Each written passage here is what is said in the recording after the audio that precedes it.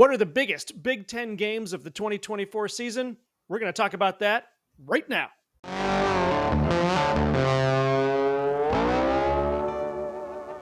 Welcome to the Point a Minute show on Michigan football at the Voice of College Football, where we average one outstanding point for every minute of video. My name is Cliff. His name is Mac. Let's get into it. Lindy's Sport College Football magazine is out, and as you can guess, it is a treasure trove of trash talk fodder, and we're here for it.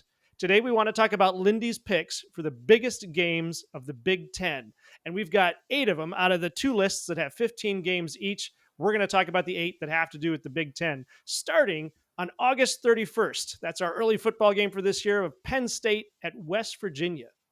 A win for Penn State is necessary, but if West Virginia wins, it will start the Garrett Green Heisman campaign. Mac, how do you see this one playing out? Yeah, the backyard brawl. It's great to see that they renewed this rivalry, which I actually didn't know was a rivalry. I'm kind of intrigued. Apparently, this was a really big rivalry, very intense until Penn State, joined the Big Ten, and West Virginia went to the Big East. So I'm excited they're playing this one again.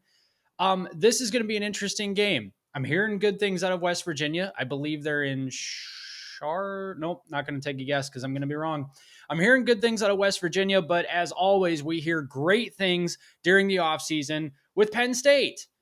But the problem with Penn State is that they've got the same head coach, and that is James Franklin, the guy who can have all the talent in the world on his team, but coach himself out of a victory. He always grabs defeat from the clutches of victory, from the jaws of victory, however that goes.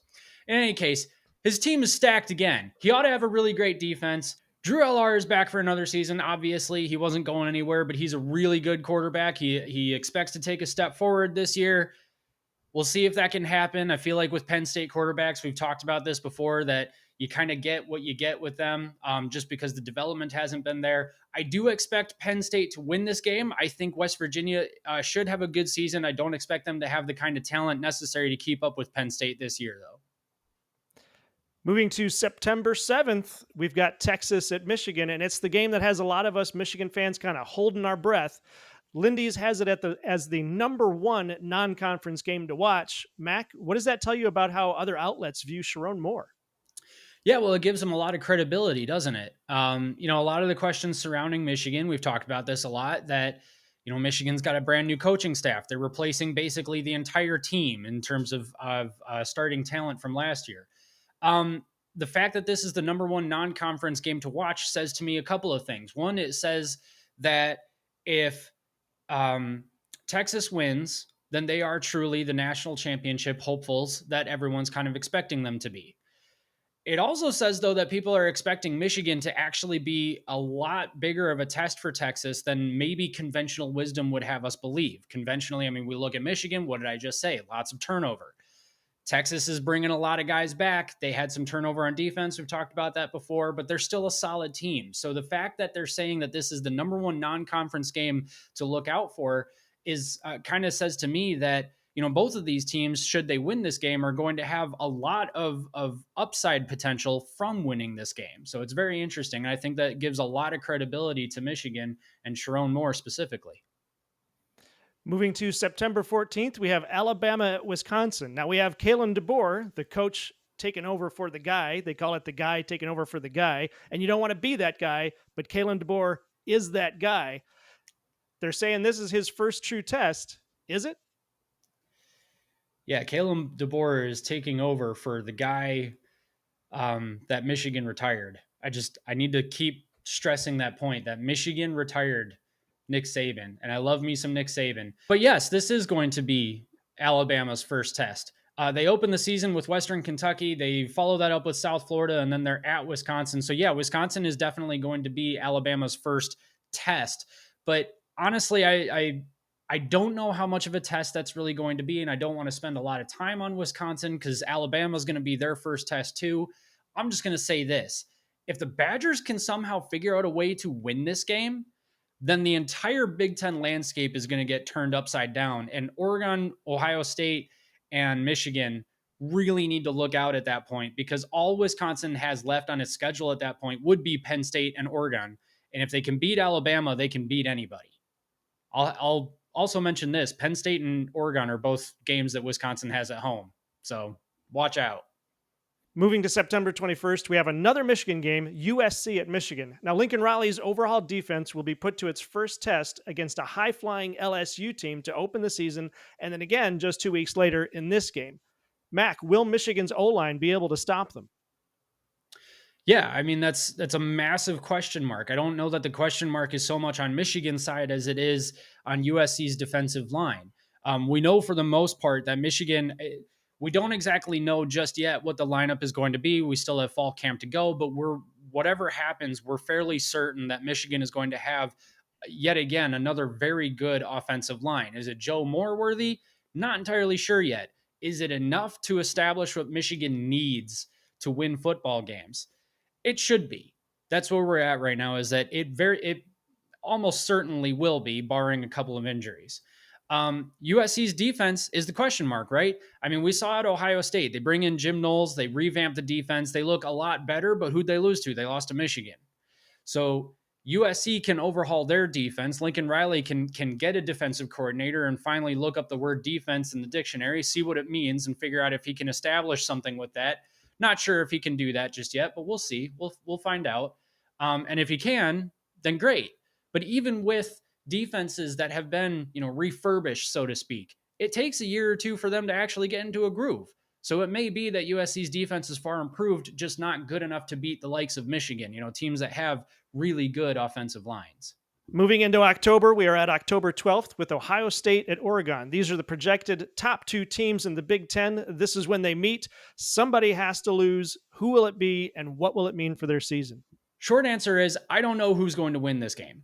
That's how good both of these teams are. It's going to come down to a play here or a play there. In terms of outcome, again, not entirely sure, but there is no reason to believe that the loser of this game would immediately miss out on the Big Ten championship game and then certainly the playoffs.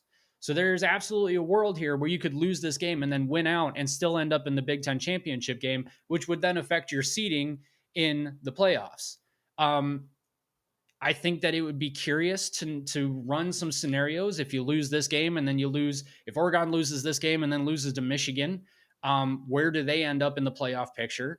Probably not going to make the Big Ten championship game at this point. Same can be said for Ohio State. But what happens if Ohio State loses to Oregon or Oregon loses to Ohio State, but then both of them beat Michigan? So does this game decide whether or not one team makes it into the Big Ten championship game or not? No. If they lose another game, sure.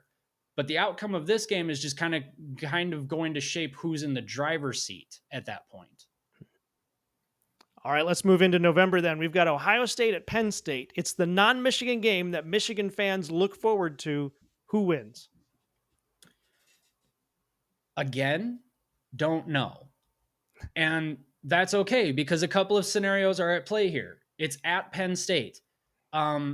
I believe Penn State already announced their whiteout. I think it's going to be against Iowa. That's a bit of a head scratcher to me. Don't really understand why they didn't do it for Ohio State. I can only assume, I believe it is Fox's Big Noon. Correct me if I'm wrong. I think it's their Big Noon kick.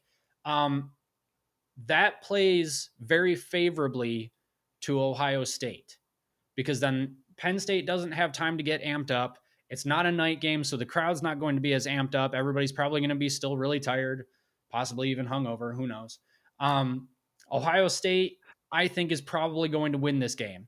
But again, it depends, right? Like we've talked about the Ohio State money experiment. Is the NIL that they spent going to pay off for them? Can James Franklin coach himself into a victory instead of coaching himself out of a victory? That's what I think it comes down to.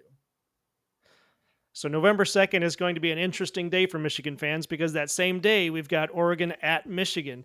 Lindy's is calling it good on good because both of these teams are going to be good.